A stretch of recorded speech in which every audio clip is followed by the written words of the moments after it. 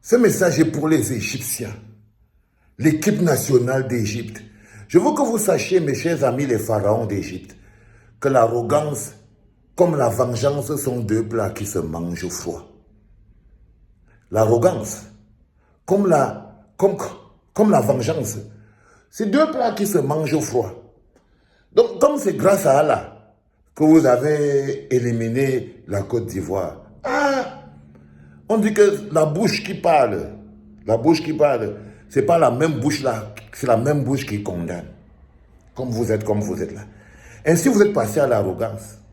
C'est-à-dire que vous osez dire que non, si vous avez gagné, c'est grâce à la puissance d'Allah. Vous vous foutez de votre propre gueule, monsieur les Égyptiens. Vous vous foutez de votre propre gueule. Vous avez entendu Allah chanter votre hymne. Quand votre hymne était en train de résonner au stade, monsieur les Égyptiens, c'est Allah qui était en train de chanter ça. Quand les Ivoiriens touchaient le ballon et que le stade criait wouhou, c'est Allah qui était en train de crier, n'est-ce pas? Hein? C'est Allah qui était en train de crier. Quand un joueur ivoirien montait avec le ballon dans la surface de réparation et que l'énergie venait d'en haut des gradins pour empêcher le ballon d'entrer dans les filets, c'est Allah qui faisait ça.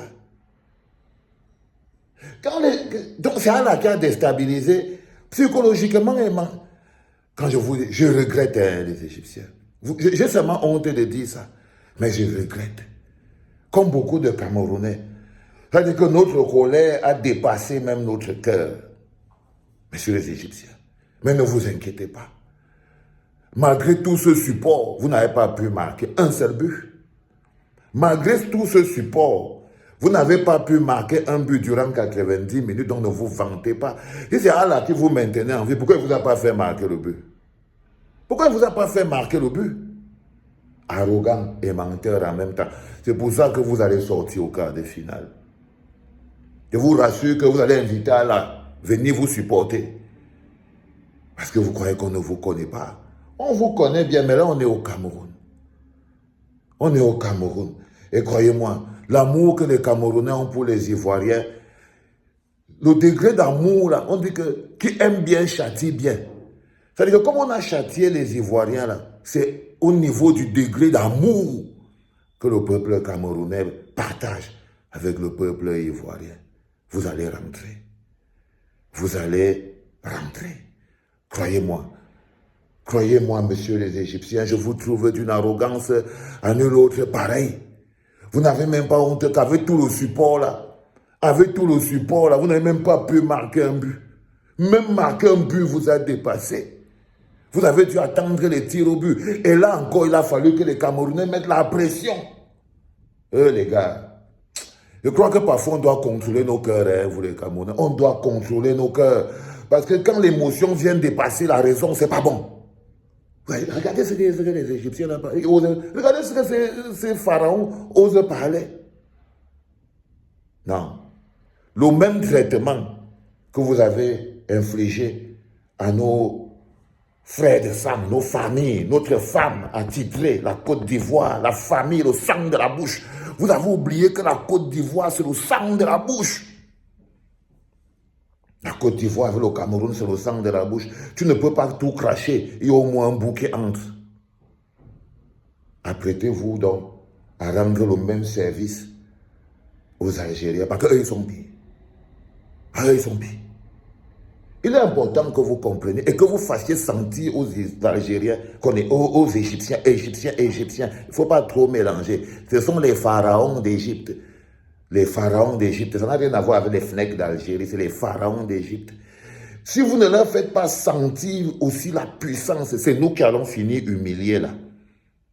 Moi je vous dis, si jamais vous ne sentez pas la colère et la frustration des lions indomptables sur leur corps, c'est nous qui allons rester avec ça. Donc, croyez-moi, il faut démontrer au jour-là que si c'est Allah, il faut démontrer aux Égyptiens, et on va vous démontrer, mes chers Égyptiens, que si c'est Allah qui vous a fait gagner la Côte d'Ivoire, sachez que Allah était dans les gradins et il portait la voix. Sachez que Allah était assis dans les gradins avec le maillot vert ou jaune, en train de vous supporter.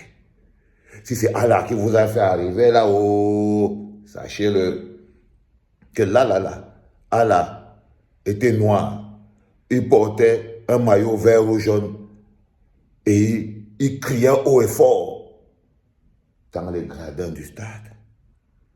Voilà. Je voulais vous dire, ça donne les enfants, sachez que c'est ouvert. C'est ouvert. C'est ouvert.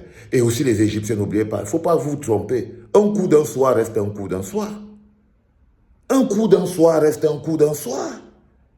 Qu'est-ce qui vous fait croire que non, vous aimez? Non, non, non, non, non. Vous êtes ce qu'on appelle un coup d'un soir.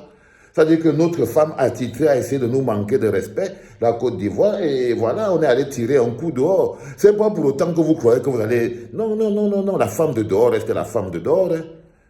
La femme de dehors reste la femme de dehors, l'ambok reste l'ambok. L'ambok reste l'ambok. Le coup d'un soir reste le coup d'un soir. L'ambok reste l'ambok. Le coup d'un soir reste le coup d'un soir. Il faut rappeler ça aux Égyptiens. Voilà, c'est de ça qu'il s'agit.